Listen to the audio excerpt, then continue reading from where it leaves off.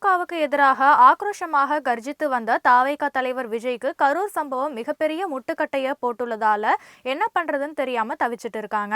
கரூர் பிரச்சாரத்தின் போது ஏற்பட்ட கூட்ட நெரிசல்ல சிக்கி 41 பேர் உயிரிழந்த சம்பவம் தாவேகா தலைவர் விஜயுடைய வேகமான அரசியலுக்கு பெரிய தடையை ஏற்படுத்திடுச்சு.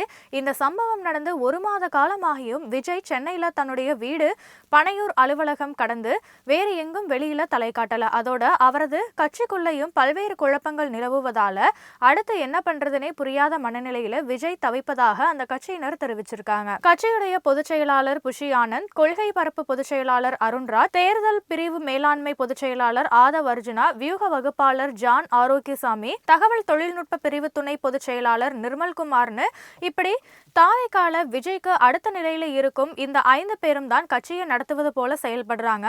ஆளுக்கு ஒவ்வொரு யோசனையை தெரிவிச்சு விஜய் தங்களுடைய போக்குக்கு இழுப்பதால அடுத்து என்ன பண்றதுன்னு புரியாம விஜய் தவித்து வருவதா அந்த கட்சியினர் தெரிவிச்சிருக்காங்க. முன்னணி தலைவர்களுடைய செயல்பாடுகள்ல விரக்தியில இருப்பதால அரசியல் ரீதியில அடுத்த கட்ட நகர்வு இல்லாம வீடு மற்றும் அலுவலகத்துல விஜய் முடங்கி இருப்பதா சொல்லப்படுது.